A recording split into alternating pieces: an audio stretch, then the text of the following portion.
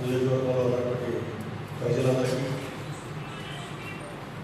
ఈ విపత్కరమైనటువంటి పరిస్థితుల్లో మన వారు ఎవరికీ కూడా ఇబ్బంది పడకుండా ఎక్కడికక్కడ అప్రమత్తం చేస్తూ ప్రజల్లో ఒక అవగాహన పెంచుతూ ఈ కరోనా వైరస్ దాని నుంచి అధిగమించడంలో ప్రత్యేకంగా మీ పాత్రని ప్రముఖంగా అభినందించాలని ఈ యొక్క సమావేశం. అదేవిధంగా మనం చూస్తా ఉన్నాం, గడిచినటువంటి 45 రోజులుగా యావత్ ప్రపంచం మొత్తం కూడా ఈ యొక్క కరోనా వైరస్ యొక్క మహమ్మారి నుంచి లక్షల మందిలో ప్రజలు చనిపోవడం కాకుండా ఎక్కువ మంది యొక్క వైరస్ అవ్వడం, అన్ని దేశాలు పెద్ద పెద్ద దేశాలని చూపినటువంటి అగ్రరాజ్యాలని చూపినటువంటి దేశాలు కూడా తల్లడిల్లిపోయేలాగా చాలా ఇబ్బంది పడేటువంటి పరిస్థితులు చూస్తా ఉన్నాం. వాటన్నిటితో పోల్చుకుంటే మన దేశం, భారతదేశం కొంత మనం వాటన్నిటికంటే మెరుగుగా ఉన్నామనేటువంటిది చెప్పుకోవాలి. దాంట్లో భాగంగా ముందస్తుగా మన దేశంలో ఉన్నటువంటి మన ప్రధానమంత్రి ముందస్తుగా దేశంలో ఉన్నటువంటి ప్రతి ఒక్కరిని అప్రమత్తం చేయడం, ప్రతి రాష్ట్రాన్ని అప్రమత్తం చేయడం, ఈ యొక్క కరోనా వైరస్ నుంచి తీసుకోవాల్సినటువంటి జాగ్రత్తలు లాక్డౌన్ ద్వారా ప్రజల్ని సామాజిక దూరం పాటిస్తూ భౌతికంగా ఒకరినొకరు దగ్గర కాకుండా దూరంగా ఉండడం ద్వారా ఈ యొక్క వైరస్ని మనం అధిగమించవచ్చు. ఆ విధంగా చేయడం ద్వారా మాత్రమే మనం దీని నుంచి మనల్ని, మన దేశాన్ని, దేశంలో ప్రజల్ని కాపాడుకోవచ్చని ప్రధానమంత్రి గారు ముందస్తుగా తీసుకొని అన్ని రాష్ట్రాల ముఖ్యమంత్రిని, అన్ని ప్రభుత్వాన్ని అప్రమత్తం చేయడం ద్వారా దాదాపుగా మనం కొత్త సేవలో ఉన్నామని అనుకోవచ్చు. కాకపోతే మన రాష్ట్రం, ఆంధ్రప్రదేశ్ రాష్ట్రం, మరి ఉన్నటువంటి ముఖ్యమంత్రి గారు కానీ, మంత్రులు కానీ, అధికారులు కానీ ఈవేళ ఎవరైతే ప్రభుత్వంలో ఉన్నటువంటి వ్యక్తులు వారు తీసుకున్నటువంటి జాగ్రత్తలు కానీ, అప్రమత్తంగా ఉండడం ద్వారా కానీ, లాక్డౌన్ని మరింత కఠినంగా అమలు చేయడం ద్వారా కానీ మన రాష్ట్రం కూడా దాదాపుగా మిగిలినటువంటి కొన్ని రాష్ట్రాలతో పోలిస్తే కొంత మనం మెరుగుగా ఉన్నామనేటువంటి పరిస్థితి. ఇటువంటి పరిస్థితుల్లో ప్రభుత్వాలు తీసుకున్నటువంటి నిర్ణయాలు అంటే కేంద్రంలో కానీ, రాష్ట్రంలో కానీ, అక్కడ ఉన్నటువంటి ప్రధానమంత్రి కానీ, ఉండేటువంటి ముఖ్యమంత్రి గారు కానీ, మంత్రివర్గాలు కానీ, అధికారులు కానీ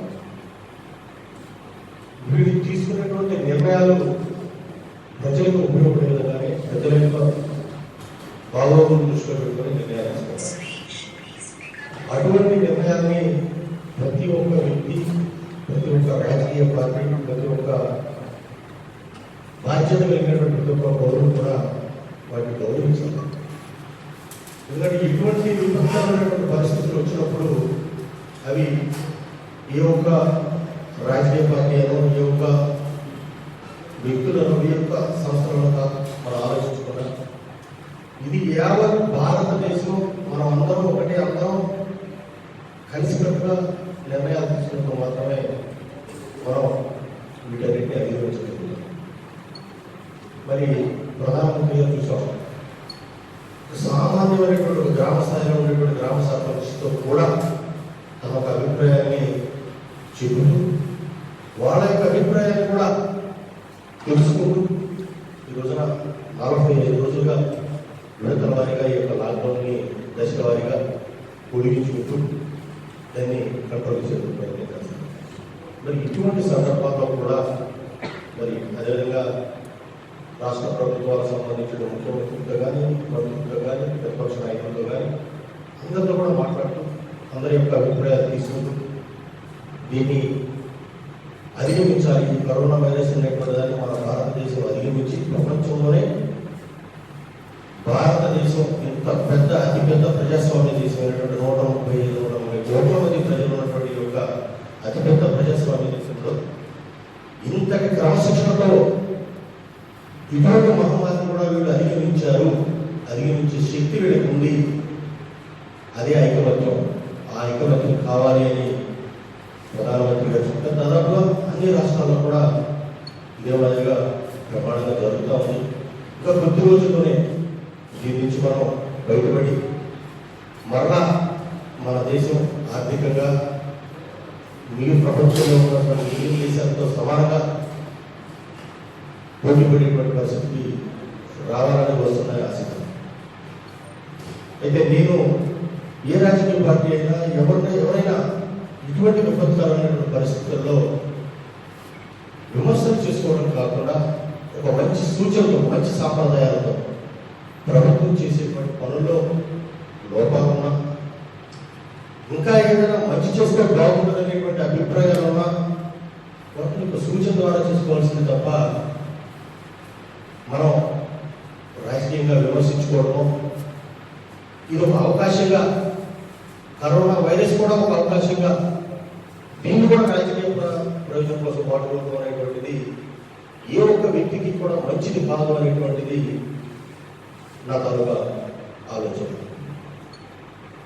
దానికి మన రాష్ట్రం గమనిస్తూ ఉంటే, టీవీలు పెడతా ఉంటే ఎక్కడెక్కడ ఏం జరుగుతుంది, ఇక్కడే సమస్య ఉంది, వాటిని మనం ఎలా అధిగమించాలి, వాటికి ఏ విధంగా సూచిస్తే బాగుంటుంది అనేటువంటిది కాకుండా ప్రతిరోజు ఒకరినొకరు రాజకీయంగా విమర్శించుకోవడం ప్రజలు కూడా ఒక రకమైనటువంటి హేళనభావం కలుగుతాం. అటువంటి పార్టీ మీద, వ్యక్తుల మీద ప్రభుత్వం చేస్తుంది. ఖచ్చితంగా ఏ ప్రభుత్వమైనా కూడా అది తెలుగుదేశమా, వైసీపీయా, బీజేపీ కూడా ఇంకొకటి కాదు, ఏ పార్టీ ప్రభుత్వమైనా కూడా ఏం ఆలోచన చేస్తుంది, మరలా ఇప్పుడున్నటువంటి సమస్యను అధిగమించి ప్రజలను మెప్పించి పెట్టుకుంది మంచి చెట్టు ద్వారా మరలా అధికారంలో రావాలని కోరుకుంటారు. ఎవరైనా చూస్తూ ఎవరు ఉన్నటువంటి అధికారాన్ని అవకాశాన్ని తప్పించారు. కానీ విమర్శించడానికి కూడా ఒక సమయము, సందర్భము తీసుకుంటే బాగుండేది. ఇటువంటి క్లిష్టమైనటువంటి పరిస్థితుల్లో ఇవాళ ప్రజలు తీవ్రమైనటువంటి ఆందోళన ఉన్నారు. 45 రోజులుగా ఎండల నుంచి బయటికి రాకుండా, పనులు తీసుకోకుండా. ఇటువంటి పరిస్థితుల్లో ప్రజలు ఎన్ని ఇబ్బందులు పడే టైంలో కూడా మాట్లాడుకోవడం మంచిది కాదు అనేటువంటిది నా తాలూకా అభిప్రాయం. ముఖ్యంగా ఇక్కడ మన బాపట్ల నియోజకవర్గంలో బహుశా నాకు తెలిసిన వరకు మొట్టమొదటి 25 రోజుల క్రితం ఒక సస్పెక్టెడ్గా అతన్ని శ్రీరామనగర్ నుంచి ఒక కరోనా పాజిటివ్ తీసుకెళ్ళడం, తర్వాత అది పాజిటివ్గా తేలి అతనికి మల్టిపుల్ కాంప్లికేషన్స్ ద్వారా అతన్ని ఇంకా వెళ్ళి చికిత్స చేయించడం కోసం విజయవాడ తరలించడం, తర్వాత ఆ గ్రామంలో కానీ, ఆ కుటుంబంలో కానీ, చుట్టుపక్కల కానీ ఎక్కడ కూడా ఆ తాలూకా ఆనవాడి కాపాడుకోవడం కొంతమేర మన నియోజకవర్గంలో ఊపిరి తీసుకునేటువంటి సందర్భం. ఎందుకంటే ఒకసారి అది స్ప్రెడ్ అవ్వడం స్టార్ట్ అయిన తర్వాత దాన్ని కంట్రోల్ చేయగలిగినటువంటి సాధ్యం కాదు. మన నరసరావుపేట చూసాం, గుంటూరు టౌన్ చూసాం. మరి ఇటువంటి టౌన్స్లో అది వచ్చిన చోట దాన్ని మనం స్ప్రెడ్ చేయకుండా ఆపేదానికి పరిస్థితి. పక్కన ఉన్న చీరాలు చూసాం, ఒక పొన్నూరు చూసాం. కాబట్టి ఈ 45 రోజుల పాటు ఏ విధంగా అయితే జాగ్రత్తలు తీసుకొని మరి ప్రభుత్వం యొక్క సూచనలు పాటిస్తూ ముందుకు పెట్టామో, అదే మాదిరిగా ఇంకొక 20 రోజులు, ఇంకొక 15 రోజులు, నెక్స్ట్ 17 వరకు లాక్డౌన్, అవసరమైతే ఇంకొక 15 రోజులైనా లాక్డౌన్ తీసుకున్నా సరే దీన్ని పూర్తిగా శాశ్వతంగా ఈ కరోనా నుంచి మనం పూర్తి వైరస్ మనకి లేదు, దీనికి సంబంధించిన మందు తెలుసుకునే వరకు మనం జాగ్రత్తగా ఉండవలసినటువంటి అవసరం ఉంది. నేను చూస్తా ఉన్నా 45 రోజులుగా ప్రజలు ఎంత ఇబ్బంది పడతా ఉన్నారో. రోజువారీ పనులు చూసుకొని, కూలి పనులు చూసుకొని, లేకపోతే చిన్న చిన్న ఉద్యోగాలు చేసుకుంటూ నెలకి 7,000, 8,000, 10,000 రూపాయలు సంపాదించుకునేటువంటి వ్యక్తులు వాళ్ళ కుటుంబాల్లో ఏ విధంగా బాధపడుతున్నారు అనేటువంటిది నేను ప్రాక్టికల్ చాలా మంది చూసాను. వాళ్ళ అనుభవం ఉంటే చాలా బాధ అనిపిస్తా ఉన్నాను. అయినా కూడా పాపం ఇన్ని ఇబ్బందులు ఉన్నా కూడా ఏదో రకంగా ఇది వచ్చినటువంటి వైరస్ నుంచి బయటికి రావాలని ప్రతి ఒక్కరు కష్టపడతా ఉన్నారు. ప్రభుత్వం ఎంత సహాయం చేసినా వాళ్ళకి కావాల్సినది వనరులు ఏర్పాటు చేసినటువంటి సాధ్యం కాదు. ఏ ప్రభుత్వానికి సాధ్యం కాదు. ప్రభుత్వాలు నడపాలంటే ప్రజల నుంచి కట్టేటువంటి ఆదాయం ద్వారా మాత్రమే దాన్ని మళ్ళా తిరిగి ప్రజల కోసం ఖర్చు పెట్టగలం. కానీ మనం ప్రభుత్వం మనకు చేయలేదు, ప్రభుత్వం వల్లే రావాలి అనుకుంటే ఇది సాధ్యం కాదు. సమాజంలో ఉన్న అందరూ, ప్రతి ఒక్కరు, పార్టీలు వ్యక్తులతో సంబంధం లేకుండా ప్రతి ఒక్కరు ఎవరికి తోచిన సహాయం, ఎవరి పరిధిలో తన ఇంట్లో పనిచేసే ఇద్దరు ముగ్గురు ఉంటే ఆ ఇద్దరు ముగ్గురు సహాయం చేస్తే ఆ 2 కుటుంబాలు ఈ యొక్క కరోనా వైరస్ ద్వారా వాళ్ళ యొక్క జీవనానికి ఏదైతే ఇబ్బంది కలిగిందో ఆ ఇబ్బందిని అధిగమించేయచ్చు. ప్రతిదీ ప్రభుత్వమే చేయాలి, కేంద్ర ప్రభుత్వం చేయాలి, రాష్ట్ర ప్రభుత్వం చేయాలి, ముఖ్యమంత్రులు చేయాలి, మంత్రులు చేయాలంటే అది సాధ్యమే కాదు.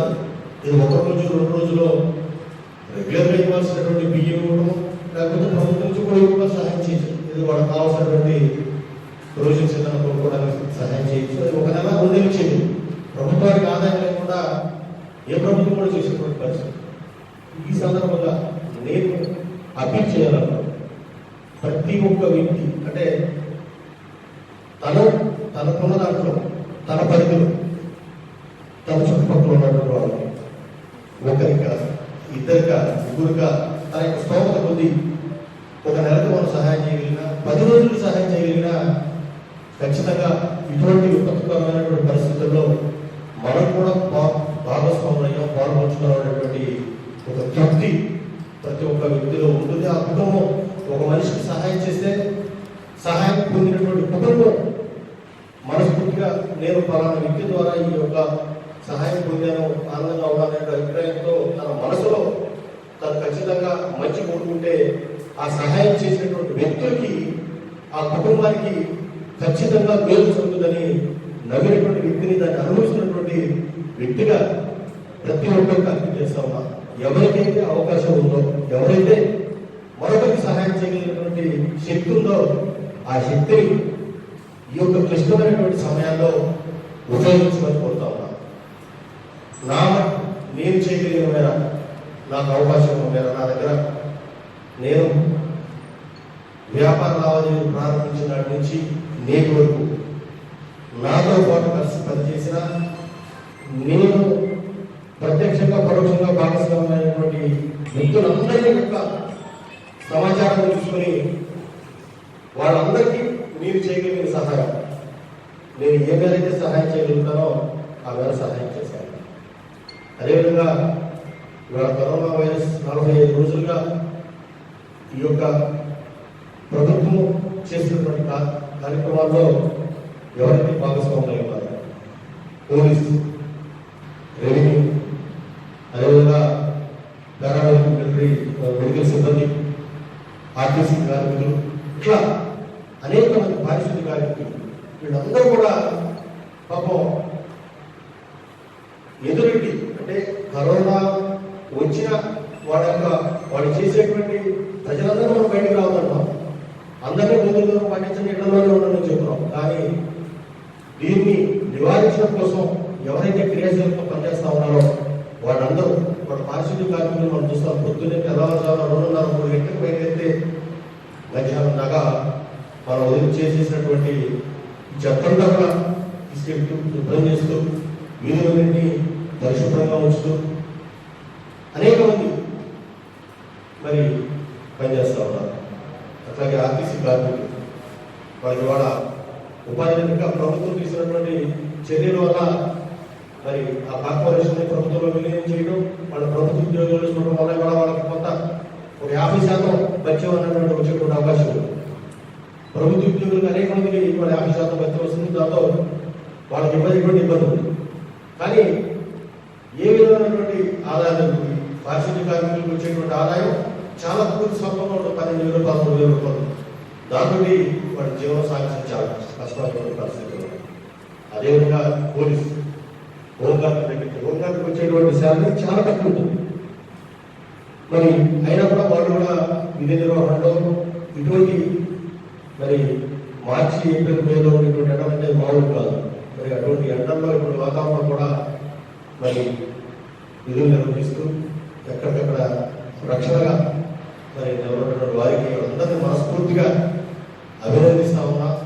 కేవలం అభినందనలు కాదు, వారందరికీ కూడా నా తాలూకా నా వైపు నుంచి నేను చేయగలిగినటువంటి సహాయం చేయాలని అనుకున్నాను. ఆల్రెడీ సహాయం చేయగలిగినటువంటి నెపథ్యంలో ఆ చేసేటువంటి సహాయం కూడా మరి ముఖ్యంగా చెప్పాలనుకున్నటువంటి విషయాన్ని మేము ఉంచుతూ ఉన్నాం. ఇవాళ ప్రభుత్వం కొన్ని మార్గదర్శకాలు ఇచ్చింది. మనం కూరగాయలు ఇవ్వడము, లేకపోతే నిత్యావసరాలు ఇవ్వడము, లేకపోతే పాలు ఇవ్వడము, మాస్కులు ఇవ్వడము, శానిటైజర్ ఇవ్వడము, ప్రజలకు అవసరమైన ఏ సహాయం మనం చేసినా కూడా ఇటువంటి సందర్భాల్లో ప్రచారాల కోసమో ప్రాముఖ్యత కోసమో మనం ప్రయత్నించడం అనేటువంటిది సరైనది కాదు అనేటువంటిది నా తాలూకు అభిప్రాయం. ఎవరైనా ఆల్రెడీ ప్రభుత్వం మార్గదర్శకాలు నిర్దేశించింది. ఎవరైనా ఎవరికైనా ఏదైనా సహాయం చేయాలి అని అనుకున్న సందర్భంలో సంబంధిత అధికారులు ఏ ప్రాంతంలో ఏ అధికారికి ఇస్తే అవి సక్రమంగా మనం ఇవ్వబోదా అనుకున్నటువంటి వ్యక్తుల్ని చేస్తాయో ప్రభుత్వం ఆల్రెడీ నిర్దేశించింది. ఆ నిర్దేశించినటువంటి విధంగా దాఖలు తీసుకువెళ్ళి సంబంధిత అధికారులు, ఎందుకంటే అధికారులు ఈ రోజున చాలా చక్కగా నేను ఆల్రెడీ చూశాను. నేను పారిశుద్ధ్య కార్మికుల విషయంలో నేను ఆలోచన చేశాను. ఎలా ఇవ్వాలి, 300 మందిని ఎలా మేనేజ్ చేసి ఇవ్వగలుగుతాం, వాళ్ళందరినీ ఎక్కడికి ఇవ్వాలి, ఎలా ఇవ్వాలి, వాడు ఎలా పంపించాలనేదా, వాడు ఎక్కడెక్కడ ఉంటారో తెచ్చుకోవడం కష్టం అవుతుందంటే నేను ఆలోచనలో గవర్నమెంట్ నుంచి ఒక డైరెక్షన్ వచ్చింది. కన్సర్న్ ఆఫీసర్స్ టౌన్లో అయితే మున్సిపల్ కమిషనర్ గారికి ఇవ్వండి, అదైతే గ్రామాల్లో అయితే ఎంఆర్ఓ గారికి ఇవ్వండి, ఇలా ఇస్తే వాడి ద్వారా సక్రమంగా సరఫరా జరుగుతుందని చెప్పలేదు. దాని మీద మున్సిపల్ కమిషనర్ గారికి పంపించడం, కమిషనర్ గారు చక్కగా ఎవరికి ఇబ్బంది లేకుండా పనిచేసే ప్రతి ఒక్క పారిశుద్ధ్య కార్మికుడికి ఆ వస్తరేసే టైంలోనే వాళ్ళందరికీ కూడా పంపిణీ చేయడం జరిగింది. అంటే మనం చేసే పనిలో మంచి కనపడితే చాలు, కానీ మనం కనపడాల్సినటువంటి అవసరం లేదు అనేటువంటి విషయాన్ని నేను ఈ సందర్భంగా చెప్పాలనేటువంటి ప్రయత్నం చేస్తా ఉన్నా. దయచేసి మీడియా మిత్రులు మీరు కూడా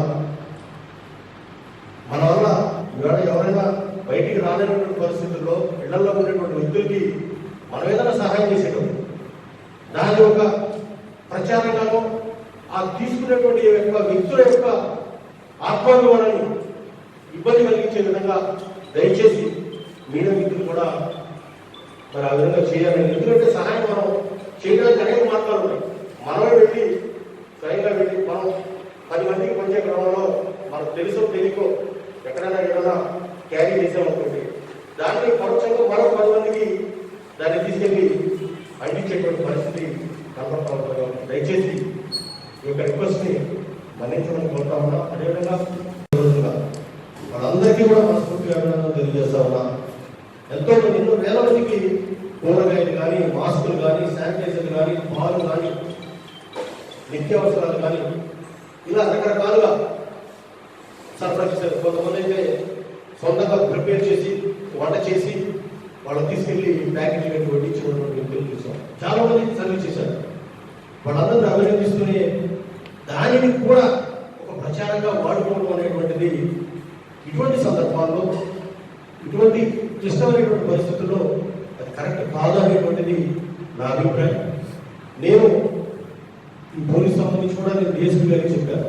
మీ బాపట్ల సర్కిల్కి సంబంధించి ఎంతమంది మీ పోలీస్ సిబ్బంది ఉన్న హోంగార్డు దగ్గర నుంచి వివిధ వ్యక్తులందరి వివరాలు చెప్పండి. నేను ఒక నెలకి కావాల్సిన ప్రొవిజన్స్ ఇవ్వాలి. ఈ COVID-19 దీంట్లో సహాయ చర్యలో పాల్గొన్నటువంటి వ్యక్తులందరికీ సహాయం చేయాలి అని నిర్ణయించుకొని చెప్పడం జరిగింది. ఆయన కూడా ఎస్పీ గారికి పర్మిషన్ తీసుకొని చెప్తానండి. ఎందుకంటే మేము పోలీసుగా ఎవరి దగ్గర ఎటువంటి ఇది తీసుకోవడం లేదు, కేవలం మాస్కులు మాత్రమే తీసుకుంటాం, కానీ ప్రొవిజన్స్ అవి ఎవరు తీసుకోవట్లేదు అని చెప్పి అన్నారు. ఎవరు COVID-19లో యాక్టివ్గా ప్రజల కోసం, సమాజం కోసం, రాష్ట్రం కోసం పనిచేస్తా ఉన్నారో వారందరికీ నన్ను ఎవ్వరూ ప్రత్యేకంగా కలిసి అడగవలసిన అవసరం కూడా లేదు. నాకు ఉన్నటువంటి అవకాశాన్ని పూర్తిగా అవకాశం ఉన్నంత మేర ప్రచారం లేకుండా, ఫోటోలు లేకుండా, వీడియోలు లేకుండా అవకాశం ఉన్న మేర ఇళ్లకు పంపించే కార్యక్రమం చేయాలనుకున్నా. అలాగే ఇప్పటివరకు ఈ 45 రోజుల్లో నేను చేయగలిగింది నేను చేశాను. ఇంకా చేయవలసినవి ఉన్నాయి. వాళ్ళందరికీ నా దృష్టికి ఎవరైతే ఇబ్బంది పడుతూ ఉన్నారో, ఎవరికైతే కనీసం జీవనం గడవని పరిస్థితి ఉందో వాటికి నేను ఖచ్చితంగా నా వైపు నుంచి పూర్తిగా సహాయ సహకారాలు అందించాలని, అలా సహాయం చేయడం ద్వారా ఆ పొందేటువంటి తృప్తి అంటే మనం వెళ్ళి స్వయంగా మనం అందించి వారికి ఫోటో తీసుకోవడం ద్వారా లేకపోతే ప్రచార పేపర్లో పబ్లిష్ తీసుకోవడం ద్వారా వచ్చే ఆనందం కంటే అవి తీసుకున్న వ్యక్తి మనసులో పొందే ఆనందం, దానివల్ల పొందే ప్రతిఫలం చాలా గొప్ప ప్రతిఫలం. అది ఆ ప్రతిఫలం ఈ రోజున ఇంత ప్రతి ఒక్క వ్యక్తి తను చేసేటువంటి మంచిలో చేసే పనిలో మంచి కనపడితే చాలు, మనిషి కనపడిపోయినా పర్వాలేదు అనేటువంటి భావంలో కానీ సహాయం చేయడానికి ముందుకు వస్తే ఇంకా మరింత మందికి అంటే అప్పుడు ప్రభుత్వం మీద ఎవరి మీద ఆధారపడాల్సిన పరిస్థితి రాదు, ఎక్కడికక్కడ ఆ విధంగా సహాయం చేసి. ఎందుకంటే ఇది వారం రోజుల్లోనో 10 రోజుల్లోనో అయిపోయేటువంటి కార్యక్రమం అయిందని నేను అనుకుంటున్నాను. ఖచ్చితంగా పూర్తిగా నిర్మూలించాలన్నా దీని వ్యాక్సిన్ కనుగొని దాన్ని మనం తెచ్చుకొని దాని వాడుకలో రావాలన్నా కనీసం 2-3 మాసాలు అయితే మినిమం అయితే పట్టేటువంటి పరిస్థితులు ఉన్నాయి. కాబట్టి ప్రతిదానికి ప్రభుత్వం చేయాలి, పలానా వాళ్ళు చేయాలనేది కాకుండా ప్రతి ఒక్కరూ మానవతా ఆలోచించేసి మన తోటి వారికి మన సహాయం కూడా అనుకోవాల్సిన అవసరం లేదు. మన బాధ్యత ప్రతి ఒక్క వ్యక్తి యొక్క బాధ్యతగా, ప్రాథమిక బాధ్యతగా. ఎందుకంటే సమాజంలో అందరూ ఉంటేనే మనం బాగుంటాం. మన పక్కన వాడు బాగోకుండా వాడు తినకుండా పసుకుంటూ పనికెడుతూ పప్పు రెండు వైరస్ తెచ్చుకుంటాను, తద్వారా ఇంకొక 10 మంది స్ప్రెడ్ చేసి అది ఒక పెద్ద మహమ్మారిగా తయారైపోయి అందరూ నష్టపోయి సమాజం చివరికి మరి చచ్చిపోయిన పరిస్థితులు రాకుండా, అలా రాకుండా ఉండాలి అంటే ప్రతి ఒక్క వ్యక్తి కనీసం నేను బాగున్నాను, నా దగ్గర నిల్వ ఉంది, ఈ నిల్వలో నా పక్కటి వాడు పని లేకుండా ఉన్నాడు, ఖాళీగా ఉంటున్నాడు, మరి మనం ఏదైనా ఒక 15 రోజులకో 20 రోజులకో 40 రోజులకో మనం సహాయం చేయగలిగితే చేయగలిగితే తద్వారా వారికి మంచి జరుగుతుందని నేను విశ్వసిస్తా ఉన్నా. అదేవిధంగా భవిష్యత్తులో కూడా ఇటువంటి పరిస్థితులు విపత్కరమైన సందర్భాలు వచ్చినప్పుడు ఏ పరిస్థితుల్లో అయినా సరే నా వైపు నుంచి నేను చేయగలిగినటువంటి సహాయ సహకారాలు ఇప్పుడు కూడా కనీసం ముఖ్యంగా పాత్రికేయ మిత్రులు నాకు ఫోన్ చేసి చెప్పాను. ఒక పద్ధతి ప్రకారం ఎవరెవరైతే ఇందులో ఇన్వాల్వ్ ఉన్నారో వాళ్ళందరికీ కూడా చేసుకుంటూ వస్తా ఉన్నాం. ఫస్ట్ ప్రెస్ వాళ్ళకి ఇచ్చి ఫోటో వేయించుకోవాలనేటువంటి ఉద్దేశంతో నేను చేయలేదు. అందువల్ల ఇది లాస్ట్ ప్రయారిటీ అని కూడా కాదు, కానీ కొంత చేసుకుంటూ వస్తా ఉన్నాం. మీ దృష్టిలో ఇంకా ఎవరికైనా మీరంటే సమాజంలో ఉన్న అన్ని సందర్భాల్లో కూడా మీరు తిరుగుతూ ఉంటారు, మీ దృష్టికి వస్తూ ఉంటాయి. కాబట్టి ఏ సమాచారం ఉన్నా అన్కండిషనల్గా ఇక్కడ ప్రచారాలు ఫోటోలు అయితే అవసరం లేదు, కేవలం పలానా వ్యక్తికి సహాయం చేస్తే మంచిదనే సమాచారం నాకు తెలియజేస్తే ఖచ్చితంగా వాళ్ళకి నా నుంచి ఏదో ఒక మేలు జరిగే విధంగా ముందుకు నడుస్తాను. మరి ముఖ్యంగా మద్యం షాపులు చాలా దారుణం. ఇటువంటి పరిస్థితుల్లో మనం అన్నం పెట్టలేకపోతున్నాం, అన్నం కూడా పెట్టలేని పరిస్థితులు ఏ ప్రభుత్వం పెట్టలేదండి, ఎవరు చేయలేము, ఎన్ని నెలలు చేయగలుగుతాం. కానీ మద్యం షాపులకు అవసరం ఏముంది ఇప్పుడు ఉన్నటువంటి పరిస్థితుల్లో? అది ప్రభుత్వం ఒక్కసారి పునరాలోచన చేస్తే, ఎందుకంటే డబ్బు ఉన్నవాడికి ఏది ఇబ్బంది కాదు, ఏదైనా జీవించగలడు, ఎంత డబ్బైనా కొనుక్కోగలడు, తాగలడు, తాగిన తర్వాత వచ్చేటువంటి ఎంత డబ్బునైనా ఆ డబ్బుతో నయం చేసుకోగలడు. కానీ రోజువారీ కూలి పని చేసుకునేటువంటి వ్యక్తి వాడు ఆల్రెడీ వ్యసనం అయి ఉంటాడు. ఒక వ్యసనానికి కొన్ని సంవత్సరాలుగా అలవాటు పడి ఉంటాడు. తన రోజుకి 400 రూపాయలు 500 రూపాయలు కష్టపడి పని చేసుకోవడం, ఒక 100 150 రూపాయలు తాగడం, 200 300 ఇంట్లో ఇవ్వడం, ఆ రోజు గడుపుకోవడం. అటువంటి వ్యక్తులు ఈ సమాజంలో ఎక్కువ మంది ఉన్నారు. అటువంటి వ్యక్తులు దాదాపుగా 100కి 50 నుంచి 60% మంది రోజువారీ కూలి మీద పనిచేసుకొని వచ్చేటువంటి వ్యక్తులు ఉన్నారు. వాళ్ళ యొక్క జీవనానికి, వాళ్ళ యొక్క భవిష్యత్తుకి ఇది మాత్రం ఖచ్చితంగా ఇబ్బంది అవుతుందనేటువంటిది నా అభిప్రాయం. ప్రభుత్వం కూడా ఆలోచన చేసుకోవాలి. ఎందుకంటే ఇటువంటి పరిస్థితుల్లో అసలు కనీసం అట్లీస్ట్ ఇది పూర్తిగా ఒక 15 రోజులకు 20 రోజుల వరకు అన్నదాన్ని కొంత లాక్డౌన్లో పెట్టుకుంటే పేదవాడి మీద ఇంకో భారం పడకుండా ఉంటుంది అనేటువంటిది నా సూచన. మనకి పాపంలో ఉండేటువంటి మనందరం కూడా ఆలోచన చేయాలి. ఇక్కడ ఉండేటువంటి నాయకులు కానీ ప్రజలు కానీ ఎవరైతే ప్రజలు బాగుండాలి, ఈ నియోజకవర్గం బాగుండాలనుకునేటువంటి వ్యక్తులు ఎవరైతే మనం అనుకున్నామో కొంత అవేర్నెస్ తీసుకురావాల్సినటువంటి అవసరం ఉంది. ఎందుకంటే ఇవాళ మనకి పని లేదు, ఆ పని ఉంటే వందలు ఖర్చు పెట్టుకుంటాడు, ఆనందంగా గడుపుకుంటాడు. పని లేకుండా వాడు ఖాళీగా ఇంట్లో కూర్చునేటువంటి వ్యక్తి, దానికి ఆ మద్యానికి బానిసగా అయినటువంటి వ్యక్తి అది తాగడం కోసం అప్పు చేయడం, లేకపోతే ఏదైనా వస్తువులు అమ్ముకోవడం, లేదా ఎవరైనా ఇబ్బంది పెట్టడమో ఏదో ఒక విధంగా దాన్ని అది మించి తాగాలనేటువంటి ప్రయత్నం చేస్తారు. మరి అటువంటి వ్యక్తులు వల్ల ఆ కుటుంబం ఎంత ఇబ్బంది పడేటువంటి పరిస్థితి ఉంటుంది. కాబట్టి రేట్లు పెంచడం ద్వారా మధ్య రేట్లు ప్రభుత్వం చర్య తీసుకుంది. 25% మొదటి పెంచిన తర్వాత ఎక్కువ మందికి నిలబడుతున్నారని తెలిసి 75% పెంచారు. ఎంత పెంచితే పేదవాడికే నష్టం తప్ప ఎవరైతే కూలి ఉన్నారో, రోజువారీ సంపాదనతో బతికేటువంటి వ్యక్తులు ఉన్నారో ఎంత పెంచితే అంత వాళ్ళ మీద భారపడుతుంది తప్ప, ఇంకా మీరు కావాలనుకుంటే బాగా కాస్ట్లీ ముందున్నా కాబట్టి బాగా డబ్బులు ఉన్న సరుకు మీద 500% పెంచిన తప్పలేదు. కానీ సామాన్య మానవులు తాగేటువంటి 100 రూపాయల పాత్ర మీద 200 చేస్తే ఆ 100 వాడు ఇంట్లో పెళ్ళామో పక్కింటో అన్నమో తమ్ముడో ఎవరో కూడా ఒత్తిడి తీసుకొచ్చి తేవాలి. కొన్ని విషయాలు మనం ప్రాక్టికల్ గా ఆలోచించాలి. నేను చెప్పడానికి నేను మొహాలు పడట్లేదు, ఇబ్బంది పడట్లేదు. ఎందుకంటే ఒక త్రాగుబోతు అనేటువంటి వాడు తాగడం కోసం ఆ అవకాశం అక్కడ షాప్ తెచ్చుకుంటే ఏ విధంగానైనా దాన్ని తాగడం కోసం ఏ పనికైనా మనం ప్రయత్నం చేస్తాడు. మనం రేటు పెంచడం, లేకపోతే 4 గంటల క్యూలో నిలబడకుండా కూడా నేను చూశాను. 400 మంది క్యూలో నిలబడతా ఉన్నారు ఈ ఎండలో కూడా.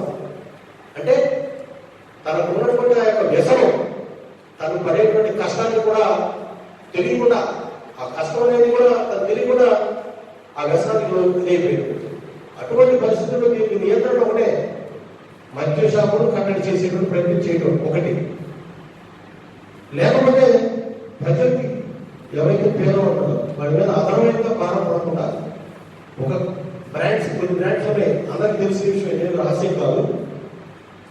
తాగగలిగినటువంటి స్తోమత కలిగినటువంటి బ్రాండ్ మీద 400% పెంచడం తప్పలేదు. దాంట్లో ఎక్కువ ఆదాయం కూడా ఎక్కువ వచ్చేటువంటి అవకాశం ఉంటుంది ప్రభుత్వానికి, ఆదాయం కావాలి అని అనుకుంటే. కానీ ఈ విధంగా 100 రూపాయలు పెట్టేటువంటి కోటని 200 రూపాయలు చేయడం ద్వారా పేదవాడు మరింత ఇబ్బంది పడే, అసలు షాపు లేకుండా ఉండడం అనేటువంటిది అన్నింటినీ ఉంటుంది.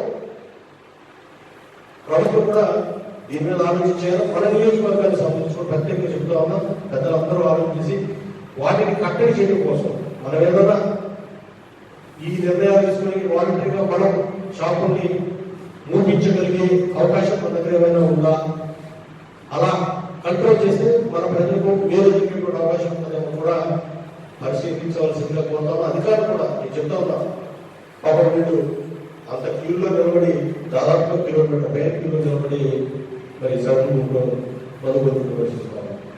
దానికి కూడా ఇంత టైం అనేది లేకుండా పర్టికులర్గా ఉదయం నుంచి సాయంత్రం దాకా మీరు తాగండి తిరగడానికి పరిస్థితి పెడితే అది విచలవితమైనటువంటి పరిస్థితి కూడా ఉంది.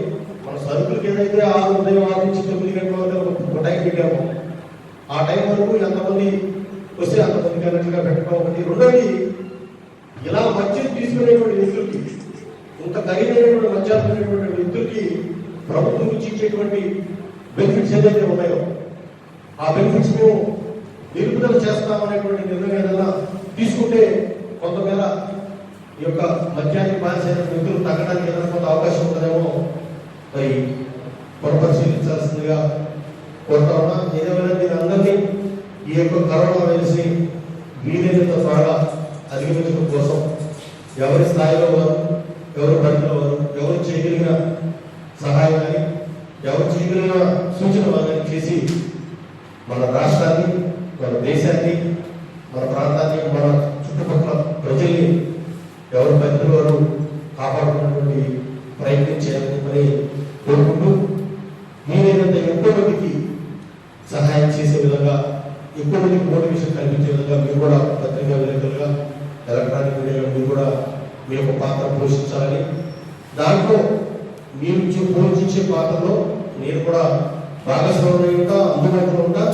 ఖచ్చితంగా మీరు ఇచ్చేటువంటి సూచన, ఫలానా వారికి సహాయం చేయాలనేటువంటి మీరు ఇచ్చేటువంటి సూచనని ఖచ్చితంగా నా ద్వారా కేవలం నా ద్వారానే కాదు, అలా మీరు ఎంతమందికి సహాయం చేయాలనేటువంటి అవకాశం ఉండే వ్యక్తులు కూడా మీరు చేస్తే అంతమందికి మేలు జరుగుతుందని, జరగాలని మనస్ఫూర్తిగా కోరుకుంటూ ఆ యొక్క విషయాన్ని మీ అందరితో పంచుకునేటువంటి ఒక ప్రయత్నమే ఈ యొక్క సమావేశాన్ని దీనికి వచ్చి ఈ యొక్క నా యొక్క అభిప్రాయాన్ని విన్నటువంటి మీ అందరికీ కూడా మరొకసారి ధన్యవాదాలు తెలియజేస్తున్నాను. Thank you.